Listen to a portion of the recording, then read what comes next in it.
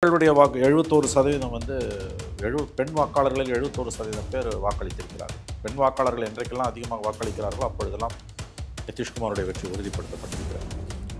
மோடி அமித்ஷாவோட மோடியோட ரோல்ன்றது மத்திய அரசின் நலத்திட்டங்கள், பெண்களுக்கான அந்த இலவச கேஸ் பணம் கொடுத்த வங்கி கடன் இதெல்லாம் வந்து அதுவும் ஓரளவு உதவி இருக்குது. பட் காரியகர்த்தா மூலவித்து அடிப்படை அம்சம் என்பது நிதிஷ்குமாருக்கு பெண்கள் மத்தியில் இருக்கக்கூடிய செல்வாக்கு. நான் விரும்புகிற மாதிரி தான் ரிசல்ட் வந்தோம். அப்படி வந்துன்னா மக்கள் முற்போக்காளர்கள். என்னுடைய விருப்பத்துக்கு எதிராக ரிசல்ட் வரும்னா அவர்கள் மக்களுக்கு வந்து பல்வேறு விதமான பட்டங்களை சூட்டுவது, அவப்பெயர்களை அவர்கள் மீது பொழிவது என்பது குறைந்தபட்ச அறிவு நேர்மை இல்லாத அயோக்கியர்களின் அடிப்படை குணாம்சம் என்று நான் பார்க்கிறேன். ஸ்கேல் ஆஃப் த விக்டரி நாங்கள் இவ்வளோ பெரிய வெற்றி என்பது ஓட்சோரியால் சாதிக்கப்பட்டது என்பது மாதிரியான ஒரு படுமோசமான அயோக்கியத்தனமான வாதம் எதுவுமே இருக்க முடியாது. அப்படின்னா நீ ப்ராசஸ்குள்ளே போயிருக்கக்கூடாது, நீ தேர்தலுக்கே போயிருக்கக்கூடாது. இந்த மாநில தேர்தல்கள் அடுத்த ஏப்ரல் மேலே வரக்கூடிய தமிழ்நாடு, கேரளா, மேற்கு வங்கம், அஸ்ஸாம், பாண்டிச்சேரியை விட்டுருங்க, சின்ன ஸ்டேட், யூனியன் டெரிட்டரி. நேற்று பிரதமர் பேசும்போது மோடி பிஜேபி ஹெட் குவார்ட்டர்ஸில் ஒவ்வொரு தேர்தல் முடிஞ்சப்பையும் சாயங்காலம் 6 மணிக்கு பிஜேபி ஹெட் குவார்ட்டர்ஸில் மக்கள் இல்லத்தில் நீந்துவார், பூ மாதிரி பொழிவாங்க, துண்டை தூக்கி நின்று சுற்றினார். அப்படியே அவர் என்ன சொல்கிறார், அடுத்த இலக்கு மேற்கு வங்கட்டார், தமிழ்நாடுன்னு சொல்லலை. 2 ஒன்றா தான் எலெக்ஷன் போகுது. ஸ்டாலின் வேறு விஷ் பண்ணியிருக்காருன்னு அதான் மேற்கு வங்கம் தான் முக்கியமான இலக்கம். இது உளவியல் ரீதியாக ஒரு உத்வேகத்தை கொடுத்துருக்கு. அவங்க டார்கெட் வந்து வெஸ்ட் பெங்கால், தமிழ்நாடு, கேரளாவில் கிடையாது. கண்டிப்பாக தாவேக பக்கத்து காங்கிரஸ் போகாது. ராகுல் காந்தி, சோனியா காந்திக்கு ஸ்டாலினோட இருக்க அண்டர்ஸ்டாண்டிங் படி பார்த்தா நிச்சயமாக போக மாட்டாங்க. ஆனால் ரொம்ப இழிவாக நடத்துகிறாங்க. பீகார் தேர்தலுக்கு பிறகு காங்கிரஸை கிள்ளிக்கிறியாக நடத்துறது முடிவு பண்ணி 25 சீட்டு கூட கிடையாது, கொடுக்குறத வாங்கிட்டு போக மாட்டாங்க. காங்கிரஸ் தனிச்சு போகுது அப்படின்னா காங்கிரஸ் 0, பட் திமுக ஆட்சி இழந்துடும், பெரிய அளவில் கண்டிப்பாக இழந்துடும். 96 வந்து 106 உடச்சிக்கிட்டு வெளியில் வரதுனால 95 ரஜினியோட பேசணும். ரஜினியை கூட்டு போய் நரசிம்மராவெல்லாம் மீட் பண்ண வந்தாங்க. இது எல்லா காலமும் காங்கிரஸில் இருக்கிறது. பட் ஒன்ஸ் முடிவெடுத்த பிறகு they will fall in line. அது தொண்டர்களை நம்பின கட்சி இல்லைங்க, அது மக்களை நம்பின கட்சி. பூத் ஏஜென்ட் காங்கிரஸுக்கு இருக்க மாட்டான், வேலை செய்ய ஆள் இருக்க மாட்டான். இப்போ உதாரணத்துக்கு 40 சீட்டு திமுக காங்கிரஸ் ஒதுக்குதுன்னா 40 சீட்லேயும் திமுக தான் காங்கிரஸுக்கு வேலை செய்யணும். காங்கிரஸுக்கு வேலை செய்ய ஆள் இருக்க மாட்டான். காங்கிரஸை கைட்டிட்டு அந்த இடத்துக்கு யாரை கொண்டு வந்தீங்கன்னாலும் காங்கிரஸோட ஓட் பேங்கை ரீப்ளேஸ் பண்ண முடியாதுங்க. அது ஞாபகம் வச்சுக்கோங்க. இன்றைக்கி என்ன மைனாரிட்டிஸ்னால் ஒரு 15% இருப்பாங்க தமிழ்நாட்டில். கிறிஸ்டின், முஸ்லீம்ஸ் வந்து 18%. அது கணிசமாக அடி வாங்குங்க. நீ வந்து ராமதாஸையோ தேமுதிகவெல்லாம் கூட்டு வரது மூலமாக காங்கிரஸை ரீப்ளேஸ் பண்ண முடியாது. காங்கிரஸை குறைச்சி மதிப்பிடுறீங்க, இழிவாக மதிப்பிடுறீங்க. நீங்கள் காங்கிரஸ்னும் போது இப்போ இருக்க தலைவர்களை பேசுகிறீங்க. செல்வ பெருந்தக, அழகிரி, சிதம்பரம், தங்கபாலு, மாணிக்கம் தாக்கூர், இப்படிலாம் பேசுகிறீங்க. நோ நோ நோ, அது vote bank.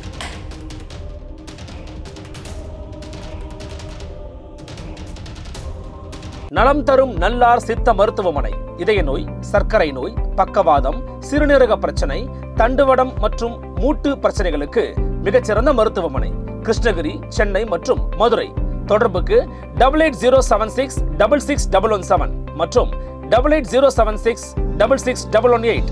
Nimati Property Management. Contact 7667008999. அன்னை பர்னிச்சர்ஸ், அன்னை திருமண சீர்வரிசை பொருட்கள், டிவி, ஃபிரிட்ஜ், வாஷிங் மெஷின் உள்ளிட்ட 200க்கும் மேற்பட்ட பொருட்கள் அடங்கிய திருமண சீர்வரிசை ரூபாய் 99,000 மட்டுமே. தமிழகம் முழுவதும் இலவச டோர் டெலிவரி. தொடர்புக்கு 7550144440 9345044044. ஃபோர்த் ஸ்டேட் தமிழ் நேயர்களுக்கு அருள்மொழிவர்மனின் அன்பார்ந்த வணக்கங்கள். இது உங்கள் ஃபோர்த் ஸ்டேட் தமிழ் வழங்கும் பெருதனும் பெருதுகள் நிகழ்ச்சி. நம்மோடு இன்று மீண்டும் இணைகிறார் மூத்த பத்திரிகையாளர் திரு மணி அவர்கள். வணக்கம் சார். வணக்கம் சார். இப்போது பீகாரில் நம்ம பார்த்த எலெக்ஷன் ரிசல்ட்டை என்டிஏ பிஜேபி தலைமையிலான அணி மீண்டும் ஒரு பெரு வெற்றியை பெற்றிருக்கிறார்கள். அடுத்த முறை மீண்டும் ஒரு முதலமைச்சராக மாறியிருக்கிறார் மரியாதைக்குரிய திரு நிதிஷ்குமார் அவர்கள். இந்த பெருவெற்றிக்கான காரணமாக நீங்கள் அடிப்படையில் முகாந்திரமாக எதை பார்க்குறீங்க? ஏன்னா இவ்வளோ பெரிய ஸ்வீப்பை வந்து பிஜேபி எதிர்பார்த்துருக்க மாட்டாங்கன்ற ஒரு வாதம்லாம் கூட முன்வைக்கப்படுகிறது. எப்படி பார்க்குறீங்க? நிதிஷ்குமாரனுடைய பெண்களை மையமாக வைத்து மேற்கொள்ளப்பட்ட நலத்திட்டங்கள் 2005 பீகாரில் நிலவிய காட்டாட்சி, லல்லுவோட ஆட்சிக்கு பிறகு 2005 வந்து 2025 வரைக்கும் அவர் மேற்கொண்ட நலத்திட்டங்கள், சாலைகள் போடுவது, மின் திட்டங்களை உருவாக்குவது, ஓரளவுக்கு தொழிற்சாலைகளை உருவாக்குவது, குறிப்பாக பெண்களுக்கான நலத்திட்டங்கள், பெண் குழந்தைகளுக்கான இலவச சைக்கிள், பள்ளி குழந்தைகளோட இடைநிற்றல் அது பெரிய அளவில் தடுத்து நிறுத்துச்சு. 12 லட்சம் பெண்களுக்கான சுய உதவி குழுக்கள், இதெல்லாம் வந்து பெண்களை எம்பவர் பண்ணிச்சு. அதன் பிறகு மிக முக்கியமாக மதுவிலக்கு திட்டம். அதில் 1000 குறைகள் இருந்தாலும் பெண்கள் மத்தியில் அதுக்கு அமோக ஆதரவு இருக்குது.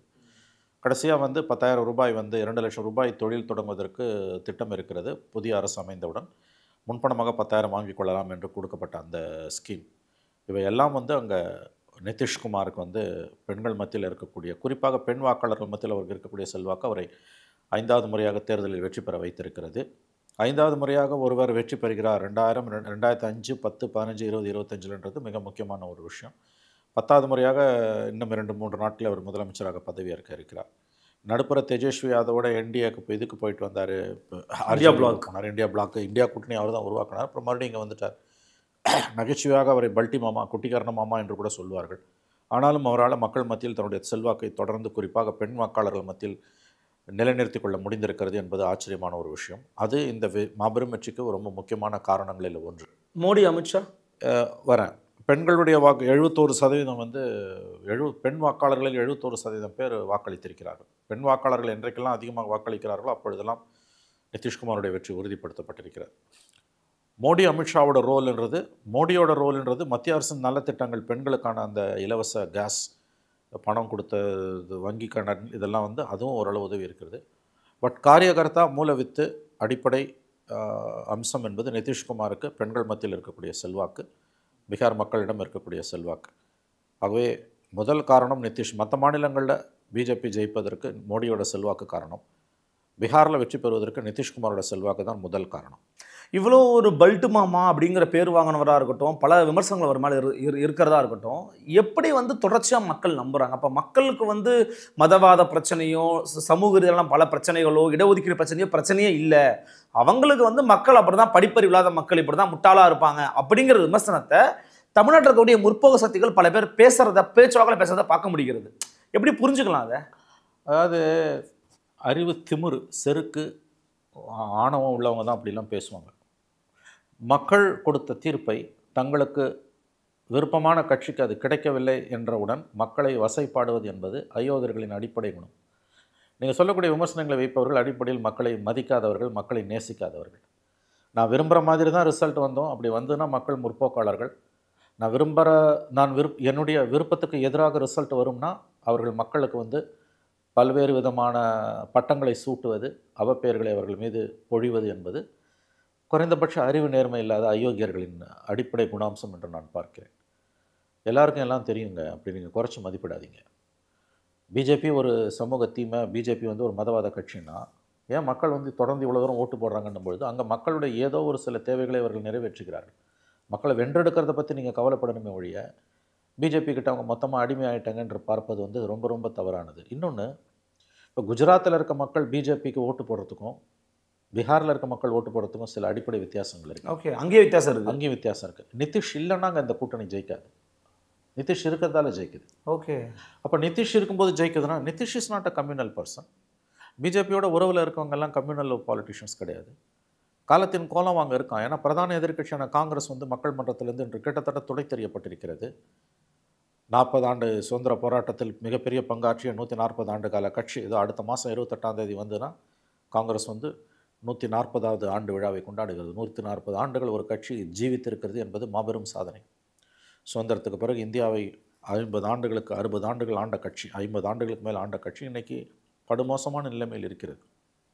இந்திய அரசியலின் மையக்கருவாக மெயின் ஸ்ட்ரீம் பாலிட்டிக்ஸாக பிஜேபி உருவெடுத்திருக்கிறது. பெரும்பான்மை மதவெறியை தூக்கி பிடிக்கக்கூடிய கட்சி. ஆனால் அதில் வாக்களிக்கக்கூடிய மக்கள் எல்லாருமே மதவாதிகள்னு அப்படி எடுத்துக்காதீங்க. அது ரொம்ப தப்பான ஒரு பார்வை. அதுவும் குறிப்பாக வந்து பீகார் மாதிரியான மாநிலங்களில் நிதிஷ் இருக்கிறதால பிஜேபிக்கு செல்வாக்கு, நிதிஷ் இல்லைன்னா பிஜேபிக்கு செல்வாக்கு இல்லை.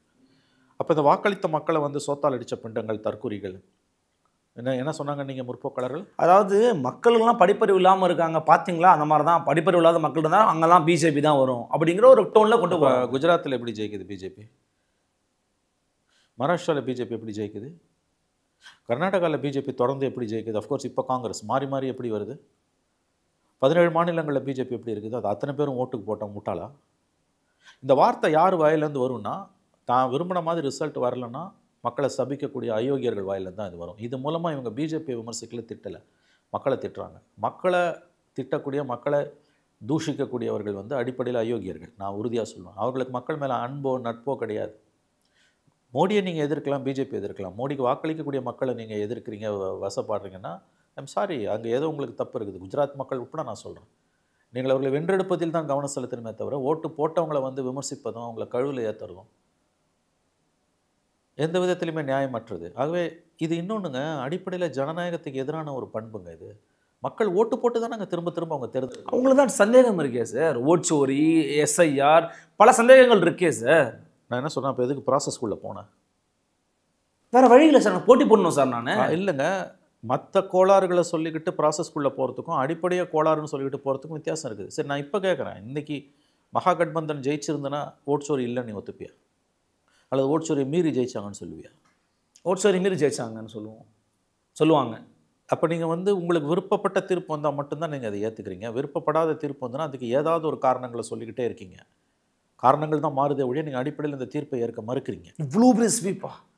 இவ்வளோ பெரிய ஸ்வீப்பு ஓட்சோரியால் மட்டும் இல்லைன்றது நான் அதை தலைகீழ பேசுகிறேன். இவ்வளோ பெரிய ஸ்வீப்புன்றது மக்களோட தீர்ப்பு. ஓட்சோரியால் இவ்வளோ பெரிய ஸ்வீப் வராது. வெறும் ஓட்சோரினா இப்படிலாம் வராது. இவனுக்கு கொஞ்சமாவது இவனுக்கும் ஓட்டு விழுந்திருக்கும். நீங்கள் மக்களை முட்டாளாக்குறீங்க, மக்களை இழிவுபடுத்துறீங்க, மக்களை நீங்கள் மதிக்க தவறுறீங்க, மக்கள் மேலே உங்களுக்கு அன்பு இல்லை. த ஸ்கேல் ஆஃப் த விக்டரின்னுவாங்க. இவ்வளோ பெரிய வெற்றி என்பது ஓட்சோரியால் சாதிக்கப்பட்டது என்பது மாதிரியான ஒரு படுமோசமான அயோக்கியத்தனமான வாதம் எதுவுமே இருக்க முடியாது. அப்படின்னா நீ ப்ராசஸ்க்குள்ளே போயிருக்கக்கூடாது, நீ தேர்தலுக்கே போயிருக்கக்கூடாது. நீ தேர்தலுக்குள்ளே போயிட்டு உனக்கு பிடிக்காத ரிசல்ட் வரும்பொழுது ஓட்சோரின்ற. முந்தி என்ன சொன்னேன், இவிஎம்னு. அந்த பேட்டர்னை பாருங்கள். முதல்ல இவிஎம்னு, இப்போ ஓட்சோரின்ற. நாளைக்கு இன்னொன்று சொல்லுவேன், எஸ்ஐஆர். அதான் ரெண்டும் ஒன்று தான். முதல்ல இவிஎம்மு, இப்போ ஓட்சோரி. இந்த ஓட்சோரி எல்லா கவர்மெண்ட்லையும் இருக்குது, எல்லா கட்சியும் பண்ணுறாங்க. பிராந்திய கட்சிகள் பண்ணுறாங்க, தேசிய கட்சிகள் பண்ணுறாங்க. தமிழ்நாட்டில் திமுக பண்ணுது, அண்ணா திமுக பண்ணுது, வட இந்தியாவில் வந்து ராஷ்ட்ரிய ஜனதாதள் பண்ணுது, திரிணாமுல் காங்கிரஸ் பெங்காலில் பண்ணுது. காங்கிரஸ் ஒரு காலத்தில் பெரிய அளவில் பண்ணுச்சு. பீகார் இப்போ பதவியில் இருக்கிறதாலையும் செல்வாக்கு கூடி இருக்கிறதாலையும் பிஜேபி பண்ணுது. காலந்தோறும் வந்து யாரெல்லாம் வலுவாக இருக்காங்களோ அந்த கட்சிகளெல்லாம் இதை செய்து கொண்டே தான் இருந்தார்கள். அதனால் இந்த தீர்ப்பை இது மக்கள் படிப்பறிவு இல்லாதவங்க அப்படின்னு சொல்லிட்டு அப்போ நான் கேட்குறேன், ஓட்சோரியை பற்றி உனக்கு கவலை இல்லை. ஒரு பக்கம் ஓட்சோரின்ற, இன்னொரு பக்கம் மக்கள் படிக்கலைன்ற. ஏதாவது ஒன்று சொல்லு. இது பாஜகவுக்கு எப்படிப்பட்ட பூஸ்ட்டை கொடுத்துருக்கு சார் இந்த வெற்றி அப்படிங்கிறது? நேஷனல் லெவலில் பிஜேபியோட பர்ஸ்பெக்டிவ் எப்படி மாறி இருக்கும்? அதாவது அடுத்த இலக்கு வந்து 5 மாநில தேர்தல்கள். அடுத்த ஏப்ரல் மேலே வரக்கூடிய தமிழ்நாடு, கேரளா, மேற்கு வங்கம், அஸ்ஸாம், பாண்டிச்சேரி விட்டுருங்க, சின்ன ஸ்டேட், யுனைடெட். நேற்று பிரதமர் பேசும்போது மோடி பிஜேபி ஹெட் குவார்ட்டர்ஸில் ஒவ்வொரு தேர்தல் முடிஞ்சப்பையும் சாயங்காலம் 6 மணிக்கு பிஜேபி ஹெட் குவார்ட்டர்ஸில் மக்கள் வெள்ளத்தில் நீந்துவார், பூ மாதிரி பொழிவாங்க, துண்டை தூக்கி நேற்று சுற்றினார். அப்படியே அவர் என்ன சொல்கிறார், அடுத்த இலக்கு மேற்கு வங்கன்ட்டார், தமிழ்நாடுன்னு சொல்லலை. ரெண்டு ஒன்றா தான் எலெக்ஷனுக்கு போகுது. ஸ்டாலின் வேறு விஷ் பண்ணியிருக்காருன்னு கேள்வி. அதான் மேற்கு வங்கம் தான் முக்கியமான இலக்கு அவங்களுக்கு. இது உளவியல் ரீதியாக ஒரு உத்வேகத்தை அவங்களுக்கு கொடுத்துருக்கு. அவங்க டார்கெட் வந்து வெஸ்ட் பெங்கால், தமிழ்நாடோ கேரளாவோ கிடையாது. நிச்சயமாக இது அவங்களுக்கு ஒரு பெரிய பூஸ்ட், அதில் எந்த சந்தேகமும் கிடையாது. ஓட்சோரியாவில் வெஸ்ட் பெங்காலில் பெரிய அளவில் பிரச்சனைகள் வர வாய்ப்பு இருக்குது. ஏன் தமிழ்நாடு டார்கெட் பண்ணாமல் அடுத்து வெஸ்ட் பெங்காலும் அவர் சொல்லணும்? இல்லை, அங்கே வெற்றி பெற வாய்ப்பு இருக்குங்க. அங்கே 78 எம்பிஸ் இருக்காங்க, 78 எம்எல்ஏக்கள் இருக்காங்க. அங்கே அவங்களுக்கு வாக்கு சதவீதம் 36-37% இருக்குது. இங்கே தமிழ்நாட்டில் 3% இருக்குது. 3% இருக்க தமிழ்நாட்டில் அவங்க கவனம் செலுத்துறதை விட அங்கே குண்டி அடிச்சுன்னு வந்து தண்ணி குடிச்சாங்கன்னாலும் தலைகழினாங்கனாலும் இங்கே ஒன்றும் ஆக போகிறதில்ல. ஆனால் அங்கே அப்படி இல்லை, ஒரு சின்ன புஷ் கொடுத்தா ஆட்சிக்கு வர்றதுக்கு வாய்ப்பு இருக்குன்னு அவங்க உறுதியாக நம்புகிறாங்க. அங்கே பிஜேபிக்கும் திரிணாமுலுக்கும் தாங்க போட்டி. 34 ஆண்டுகள் மேற்கு வங்கத்தை கட்டி ஆண்ட இடதுசாரிகள் சிபிஎம் என்று துடை தெரியப்பட்டிருக்கிறது. காங்கிரஸ் அங்கே சீன்லேயே இல்லை. ஃபைட் அங்கே யாருக்குன்னா திரிணாமுல் காங்கிரஸுக்கும் மேற்கு பிஜேபிக்கும் தான். கிட்டத்தட்ட 36-37% ஓட்டு வரைக்கும் அவங்க வச்சுருக்காங்க. மேற்கு வங்கத்தில் பிஜேபி வெற்றி பெற வாய்ப்பு இருக்குது. வாய்ப்பு இருக்குன்னா லாஜிக்கலி வாய்ப்பு இருக்குது. வரக்கூடிய ஒப்பீனியன் போல்ஸ் எல்லாமே வந்து திரிணாமுல் ஆட்சியை தக்க வச்சுக்கும் தான் சொல்கிறாங்க. நான் சொல்லுவது வந்து அவங்களுக்கு வலுவான ஒரு கட்டமைப்பு இருக்காங்க. ஏதாவது தில்லாலங்கடி வேலை பண்ணாங்கன்னா ஆட்சிக்கு வரக்கூட வாய்ப்பு இருக்குது, நான் மறுக்கலை.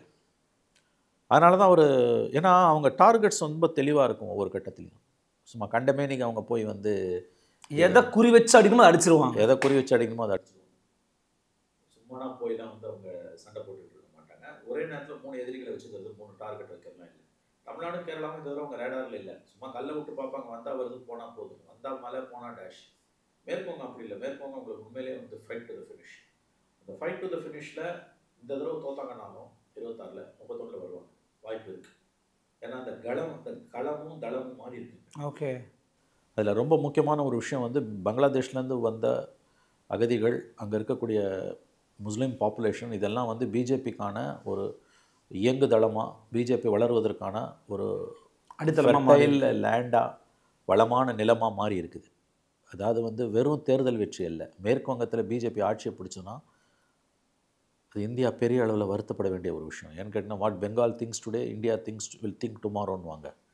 ஸோ மேற்கு வங்கத்தில் பிஜேபியோட ஆட்சி அமையும் பட்சத்தில் அது ஏக இந்தியாவுக்கு மிகப்பெரிய ஒரு எச்சரிக்கையாகத்தான் இருக்கும். ஓகே. மேற்கு வங்கத்தில் பிஜேபி வருவதற்கான வாய்ப்புகள் இருக்கின்றன தான் நான் நம்புகிறேன். 26 இல்லாட்டி 39க்கான வாய்ப்புகள். பாஜகவோட பவரை பற்றி சொல்லிட்டீங்க. அஃப்கோர்ஸ் நம்ம வந்து நீங்கள் சொன்ன மாதிரி இன்னைக்கு வந்து துடை தெரியப்பட்டிருந்தாலும் 140 ஆண்டு காலமாக கட்சி நடத்துகிறாங்கிறது சாதாரணமான விஷயம் கிடையாது காங்கிரஸ் அப்படிங்கிறது. ஸோ காங்கிரஸ் கட்சி அங்கே தோற்றத்திற்கு அடிப்படை காரணமே வந்து பார்த்தீங்கன்னா ராகுலோட தவறான மூவ்ஸ் அப்படின்னு சொல்கிறாங்க. இன்னைக்கு அதோட ஆச்சரிய விஷயம் சொல்கிறேன், தமிழ்நாட்டுக்குள்ள இருக்கக்கூடிய திமுக ஆதரவாளர்களே காங்கிரஸோடைய நிலைமை அதுதான், வாயை அடக்கிட்டு இருக்கணும், ஓவராக பேசக்கூடாது, இங்கே 2-3 பேரை வச்சு பேச வச்சுக்கிட்டு இருக்கீங்க, ரொம்ப கவனமாக இருங்க, கொடுக்குற சீட்டு வாங்கிட்டு உட்காருங்க அப்படிங்கிற அளவுக்கு அது கொண்டு போய் நிறுத்தியிருக்குல்ல. செம்ம அடி வாங்கியிருக்கா காங்கிரஸ்.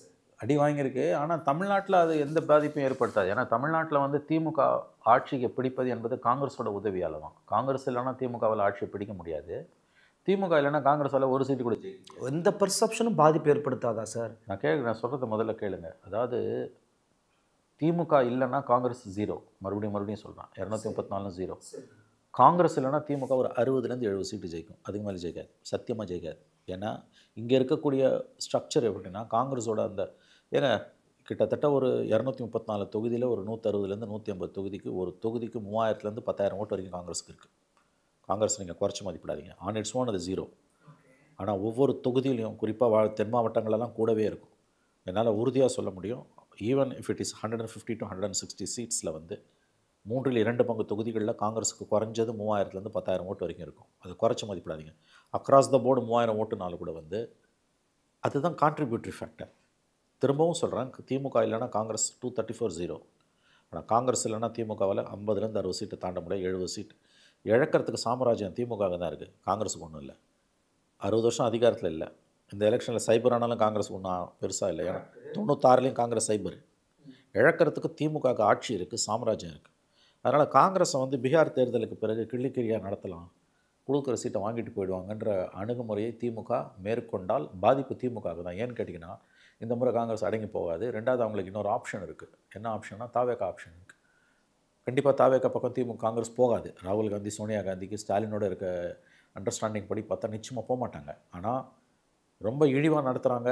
பீகார் தேர்தலுக்கு பிறகு காங்கிரஸை கிள்ளிக்கிறியாக நடத்துறது முடிவு பண்ணி 25 சீட்டு கூட கிடையாது, கொடுக்குறத வாங்கிட்டு போங்கன்னாங்கன்னா காங்கிரஸ் தனிச்சு போகுது. அப்படின்னா காங்கிரஸ் 0, பட் திமுக ஆட்சி இழந்துடும், பெரிய அளவில் கண்டிப்பாக இழந்துடும். நீங்கள் ஒரு முக்கியமான வார்த்தையை பயன்படுத்தினீங்க, காங்கிரஸுக்கு இழப்பதற்கு எதுவும் இல்லை, அவங்க சாம்ராஜ்யம் தான் வச்சுருக்கிறாங்க, ஆனால் இவங்களுக்கு ஒரு ஆட்சி இருக்குன்னு. நீங்கள் இழப்பதற்கு எதுவும் இல்லாத ஒரு காங்கிரஸ் கட்சி தாவேகா போன்ற ஒரு புதிய ஃபோர்ஸ், நிறைய பேர் வந்து 15%, 10%, 20% சொல்கிறாங்கன்னும் போது okay, why we should not join, நம்ம போய் ஜாயின் பண்ணுவோம், என்ன ஆகுதுன்னு பார்ப்போன்னு ஒரு ஆசிட் டெஸ்ட் எடுத்தாங்கன்னா திமுகவுக்கு ஆபத்தா?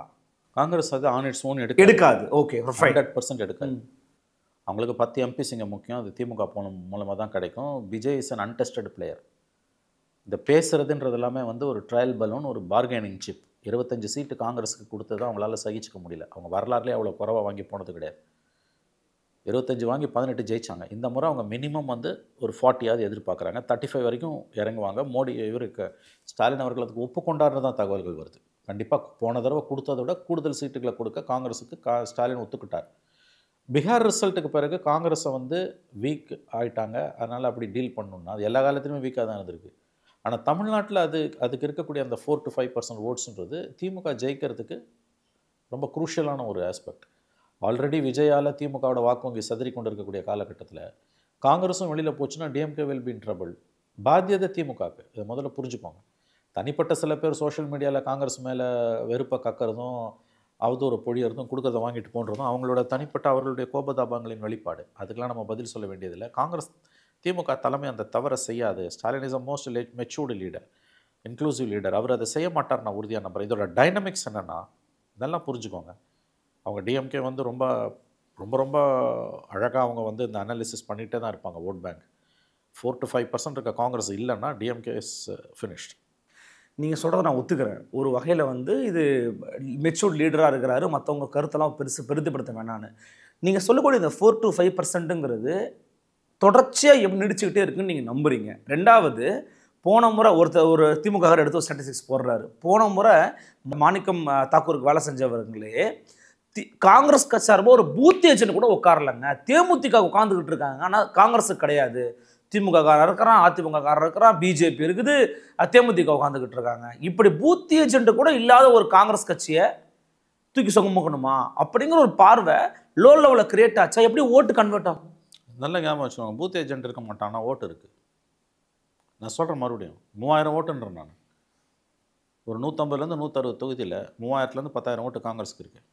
3000 ஓட்டு இருக்குன்னே வச்சுக்கோங்க, 3000லேருந்து 5000ன்னு வச்சுக்கோங்க. இன்னும் கன்சர்வேட்டிவ் எஸ்டிமேட்டில் நான் சொல்லுவேன். 3000லேருந்து ஒரு 7000 ஓட்டு இருக்குது. ஒரு 40 தொகுதியில் 10,000 ஓட்டுக்கு மேலே காங்கிரஸுக்கு இருக்குன்னு வச்சுக்கோங்க. தென் மாவட்டங்களெல்லாம் வாஷ் அவுட்டுங்க திமுக. பூத் ஏஜென்ட் காங்கிரஸு கிடையாது. அது மக்களை நம்பிய கட்சி, தொண்டரை நம்பின கட்சி கிடையாது. வந்து வேலை செய்ய மாட்டான். அவனுக்கும் இழுத்து போட்டு திமுக தான் வேலை செய்யணும். ஆமாம், திமுகவும் அண்ணா திமுகவோட கூட்டணியில் இருக்கும்போது அவங்க 2 பேரும் தான் பொதி சுமக்கிற மாதிரி திமுகவை சுமப்பாங்க, காங்கிரஸை சுமப்பாங்க.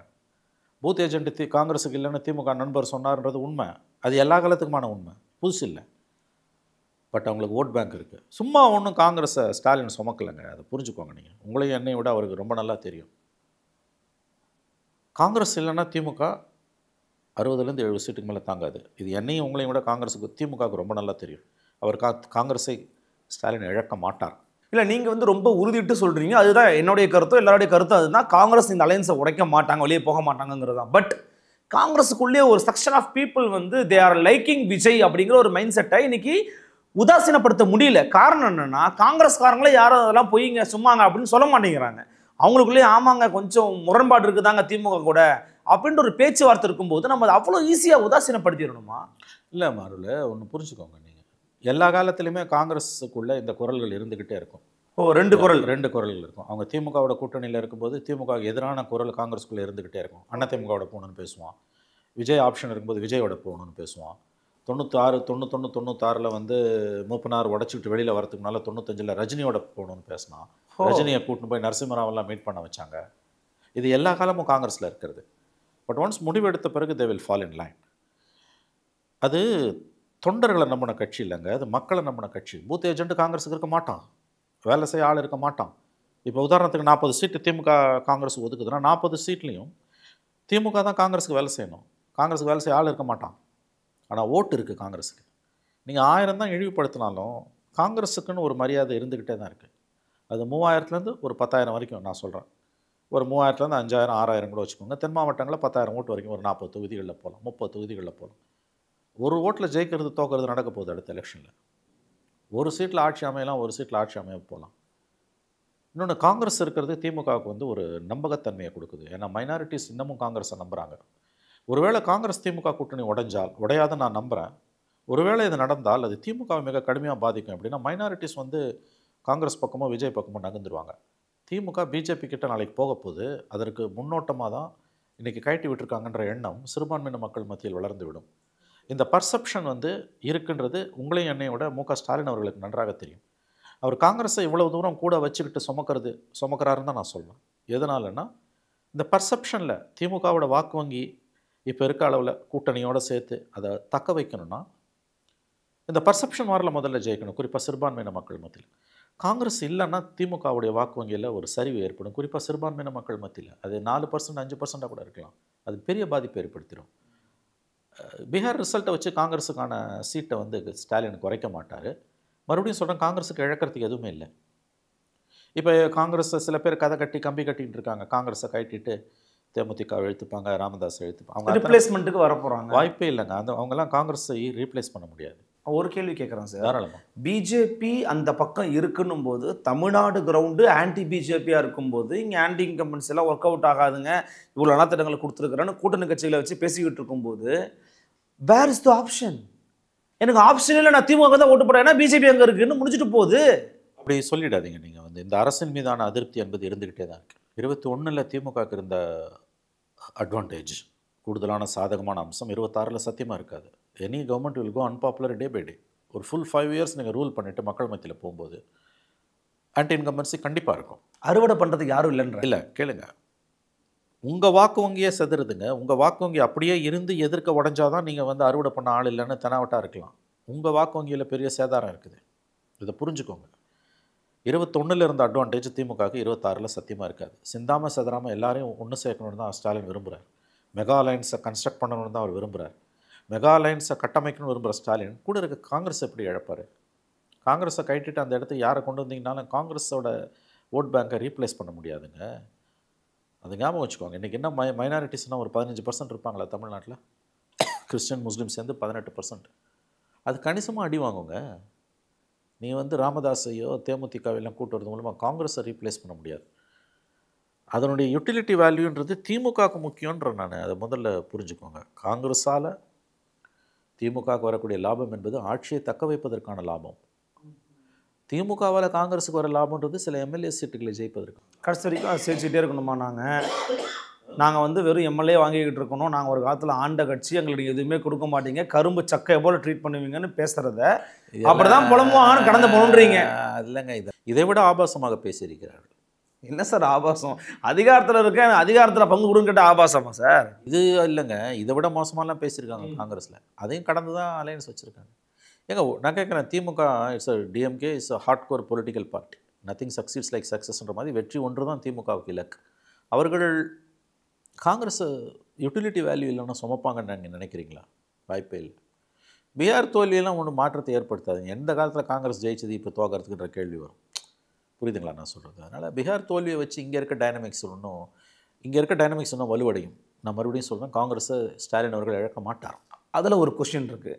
ஒருவேளை ஜெயிச்சிருந்தோம்னு வச்சுக்கோங்களேன், காங்கிரஸ் வந்து வெயிட் பண்ணிகிட்டு இருந்தாங்களாம், எப்பா இவங்க சீட்டை நம்ம இந்த வாரம் முழுசாக நம்ம அதிகமாக டிமாண்டு பண்ணி கூடுதலாக வாங்க வெயிட் பண்ணிட்டு இருந்தாங்க. இப்போ வந்து அவங்க தோல்வி அடைஞ்சதன் காரணமாக சீட் டிமாண்டிலே வந்து காங்கிரஸால ஒரு பின்னடைவை தான் சந்திக்கின்ற ஒரு பார்வை இருக்கு. இல்லை, அது உண்மை. அந்த அந்த அந்த பார்கெனிங் பவர் கொஞ்சம் குறையும், பெரிய அளவில் குறையாது.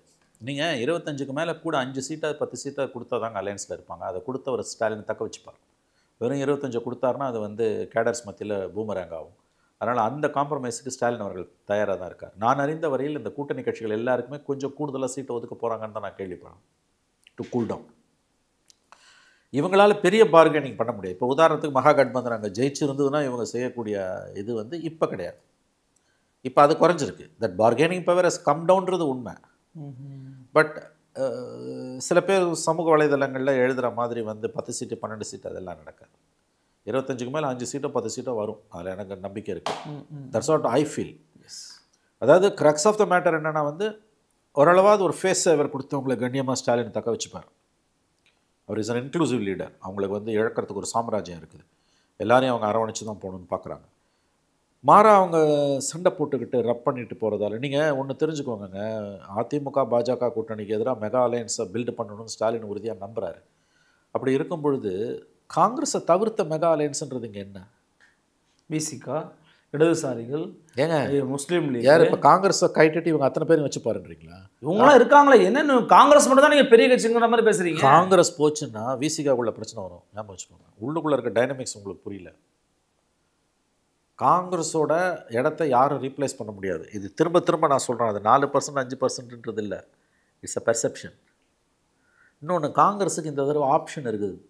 அருள், ஏதோ பை மிஸ்டேக் ஏதோ பிரச்சனை நடந்துருதுன்னு வச்சுக்கோங்களேன், பை சம்டைம்ஸ் அப்படி நடக்கும்.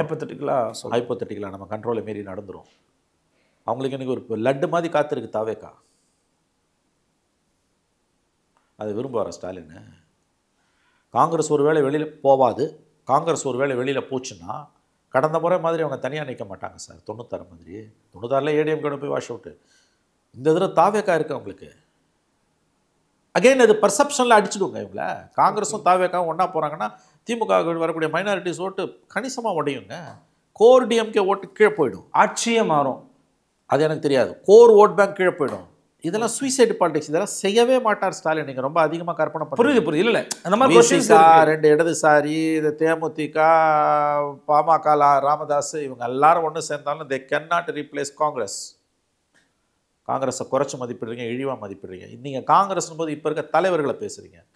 செல்வ பெருந்தக, அழகிரி, சிதம்பரம், தங்கபாலு, மாணிக்கம் தாக்கூர் இப்படிலாம் பேசுகிறீங்க. நோ நோ நோ, அது ஓட் பேங்க்.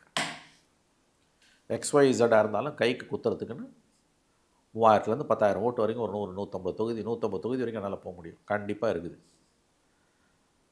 அதை இழப்பாரா ஸ்டாலின்? இந்த பக்கம் நீங்கள் காங்கிரஸுக்கு திமுகவுக்கு என்ன மாதிரியான விஷயங்கள் அதை எடுத்துப்பாங்கன்னு சொல்கிறீங்க. பட் அதிமுகவுக்கு இது ஒரு பெரிய பலத்தை கொடுத்துருக்குன்னு சொல்கிறாங்க. நம்ம வந்து ரொம்ப உத்வேகமாக இருக்கிறோம், நம்ம கண்டிப்பாக நம்ம வெற்றி பெறலாம் அப்படிங்கிற ஒரு பலத்தை கொடுத்துருக்குன்னு சொல்கிறாங்க. மோடி அமித்ஷாக்கு ஒரு வாழ்த்து போடுறாரு. நீங்கள் இவ்வளோ தூரம் காங்கிரஸ் இழக்க மாட்டாருப்பா ஸ்டாலின்றீங்க, அவர் நிதிஷ்குமாருக்கு வாழ்த்து போடுறாரு. எப்படி புரியல? அது எனக்கு அதிர்ச்சியாக இருக்குது. நிதிஷ்குமாருக்கு ஸ்டாலினுடைய வாழ்த்து எனக்கு அதிர்ச்சியாக இருக்குது. கடந்த காலங்களில் அரசியல் நாகரிகமாக பார்க்கப்பட்டது. இந்த முறை ப்ராசஸே காம்ப்ரமைஸ்னும் போது எப்படி நிதிஷ்க்கு வாழ்த்து சொல்ல முடியும்னு எனக்கு புரியல. எனக்கு அது ஒரு நாகரிகம், இந்த இடத்துல நாகரிகத்துக்கான இடம் இருக்கான்னு எனக்கு தெரியல. ஏன்னா ப்ராசஸ் காம்ப்ரமைஸ் நீங்கள் சொல்கிறீங்க. ஓட் சோரின்னு சொல்லிட்டு அதில் ஜெயிச்சவங்களை வந்து எப்படி நம்ம நீங்கள் தான் சொல்கிறீங்க இட்ஸ் ஓட் சோரி, எஸ்ஐஆர் பெரிய அளவில் நடந்திருக்குன்னு. ஸ்டாலின் அவர்கள் போய் எங்கள் ஓட் சோரிக்கு ஆதரவாக ராகுல் காந்தியோட பேசினார், கலந்துக்கிட்டார், அதில் கலந்துக்கிட்டார். எனக்கு பிடிச்ச முதலமைச்சர் ஸ்டாலின்னாரு, தேஜஸ்வி. அப்போ இந்த ப்ராசஸில் காம்ப்ரமைஸ், கடந்த காலங்களில் 1000 விமர்சனங்கள் பண்ணிவிட்டு எதிரி ஜெயிச்சோன்னு வாழ்த்துறது ஒரு நாகரிகம். இது அல்ல, இது வேற. ப்ராசஸே காம்ப்ரமைஸ்னும் போது நீங்கள் எப்படி வாழ்த்து சொல்வீங்க? எனக்கு அது புரியல. எனக்கு அது அதிர்ச்சியாக இருக்குது. To me it's surprising. AIADMK side கேட்டிருந்தேன். அதாவது அவங்க ரொம்ப உத்வேகம் அடைஞ்சிருக்கிறதா சொல்கிறாங்க. இது அவங்களுடைய இன்று 2026 தமிழ்நாடு காலத்துக்கு ஒரு பெரிய ஒரு உத்வேகத்தை அளிக்குங்கிறாங்க. கூடுதலாக சில பேர் சொல்கிற கருத்து என்ன அப்படின்னா, அங்கே வெற்றி பெற்றதுக்கு கூட்டணி தானே காரணம், இங்கேயும் கூட்டணி தான் காரணமாக வைப்பாங்க, அதற்காக வெளியில் இருக்கிற பல பேரை இணைப்பதற்கான வேலையை அமித்ஷா இப்போ ரொம்ப ஃப்ரீ ஹேண்டாக பார்ப்பாரு அப்படிங்கிறாங்க. அது வாய்ப்பு இருக்குது. இது உளவியல் ரீதியாக அதிமுக ஒரு பூஸ்டை கொடுத்துருக்கு. திமுகவை வீழ்த்துறது ஒன்று மட்டும்தான் அதிமுகவோட நோக்கம். அதனால் அவங்க எந்த எல்லைக்கும் போவார்கள். அந்த கூட்டணி ஆட்சி கூட ஒப்புக்கொள்வார்கள். ஆனால் தேர்தலுக்கு முன்னால் ஒத்துக்க மாட்டாங்க. தேர்தலுக்கு பிறகு அவர்கள் அதை ஒப்புக்கொள்வார்கள். RB உதயகுமார் சில நாட்களுக்கு முன்பு பவன் கல்யாண் மாடல்னு விஜய் அழைப்பதற்கு பேசினார். அதோட அர்த்தம் என்ன? பவன் கல்யாண் மாடல்னா என்னங்க அர்த்தம்? துணை முதலமைச்சர் கொடுக்கறது. அதோட அர்த்தம் என்ன? கூட்டணி ஆட்சி. அப்போ ஏற்கனவே அதிமுக அது இறங்கி வந்திருக்குது. ஒத்துக்க மாட்டாங்களே, வெளியில் சொல்ல மாட்டாங்களே தவிர. திமுகவை வீழ்த்துவது ஒன்று தான் அதிமுகவுக்கு வந்து அர்ஜுனனுக்கு பறவையோட கண்ணு மட்டும் தெரிஞ்சுதுவாங்க, மற்றவங்களுக்குலாம் ஏதோ தெரிஞ்சுது. அந்த மாதிரி வந்து அந்த வச்ச குறி தப்பாதுன்ற மாதிரி அது ஒன்று தான் எனக்கு இலக்குன்ற முடிவுக்கு இன்றைக்கி அதிமுக வந்துருச்சு. இது வரைக்கும் அவங்க என்டிஏல இருக்கும்போது ஏதாவது மாநிலத்தில் என்டிஏ ஜெயிச்சுன்னா தேர்தல் முடிவு அன்னைக்கு 11 மணிக்கு அந்த அலுவலகத்தில் போய் நின்று லட்டு கொடுத்துட்டு என்டிஏ வாழ்க எடப்பாடி சிஎம்லாம் அவங்க சொன்னதே கிடையாது. ஜெயலலிதா சிஎம்லாம் சொன்னதில்லை. அப்போ அந்த எல்லைக்கு அவங்க யோசிக்கிறாங்க, போகிறாங்க.